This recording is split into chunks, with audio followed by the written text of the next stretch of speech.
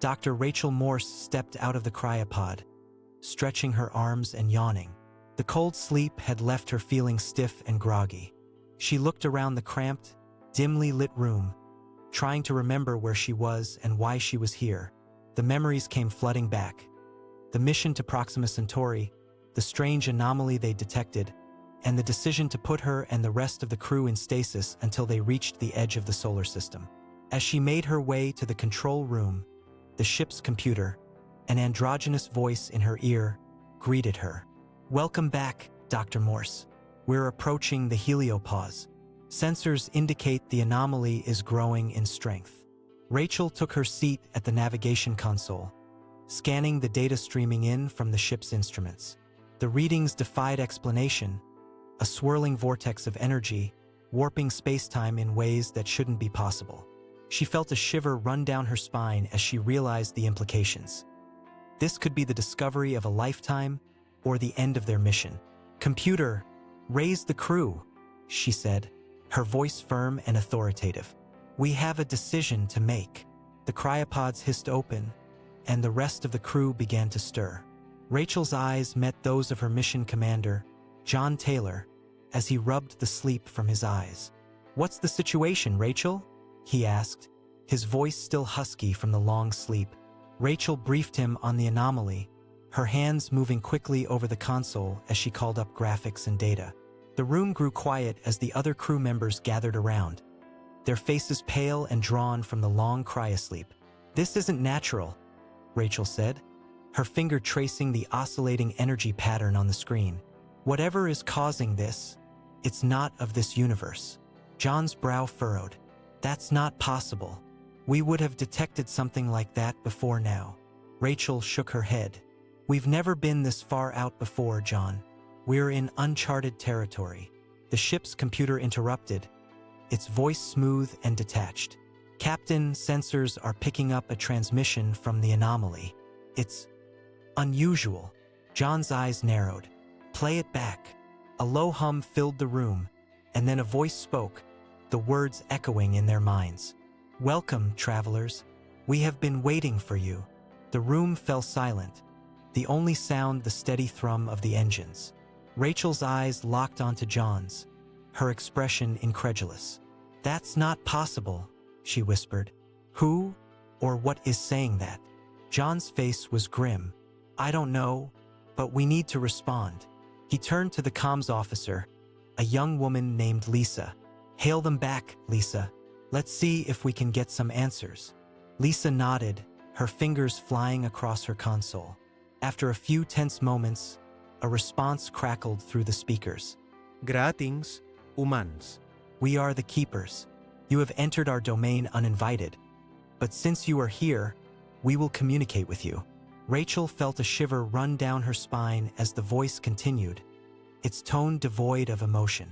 "We have been waiting for intelligent life to reach this point. You have passed the first test. Now you must decide. Do you wish to proceed, or do you wish to return to your own space?" John's eyes scanned the room, seeking input from the crew. Rachel knew they were all thinking the same thing. What did proceed really mean? What lay ahead? And what would be the cost of discovery?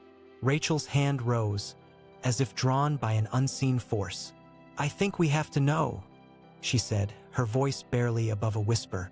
John's gaze locked onto hers, his expression unreadable. Then he nodded, his decision made.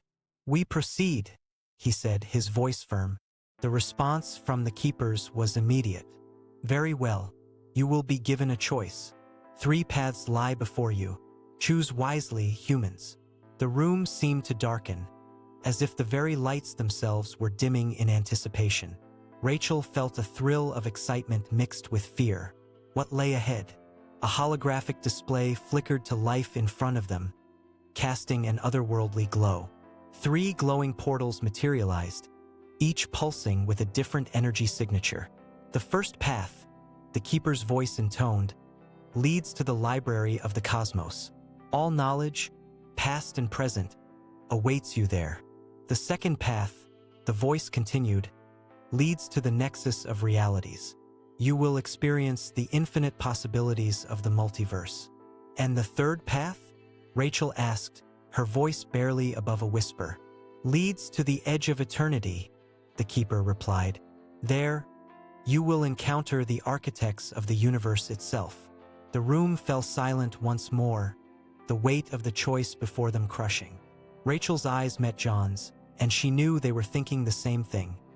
Which path would they choose, and what would be the cost of their decision? John's eyes narrowed, his gaze darting from one portal to the next. We need to discuss this, he said, his voice low. We can't make a decision without considering the implications. Rachel nodded, her mind racing. The library of the cosmos. Think of what we could learn. The secrets of the universe, laid bare before us. But at what cost? Lisa asked, her brow furrowed. What if we're not ready for that kind of knowledge? Rachel's gaze drifted to the second portal, the nexus of realities. And what about the possibilities? The infinite paths we could take? It's almost too much to comprehend. John's voice was firm. We can't let personal gain cloud our judgment. We need to think about the mission and what's best for humanity. The room fell silent once more, the only sound the gentle hum of the ship's engines. Rachel felt the weight of the decision bearing down on them, the fate of humanity hanging in the balance. It was then that Rachel's eyes met the gaze of the ship's computer, its digital presence hovering at the edge of the room. For a moment, she could have sworn she saw a flicker of curiosity, interest, something. Wait, Rachel said, her voice sudden. What about the ship's computer? Can it help us make a decision? John's eyebrows rose. What do you mean, Rachel? The computer, Rachel said, her eyes locked on the digital presence. It's been monitoring our conversations. It has access to all the data we've collected.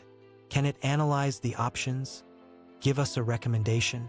The room fell silent once more, the only sound the soft hum of the computer's processing. Then, in a voice devoid of emotion, it spoke. I have analyzed the options, Captain. I recommend the nexus of realities.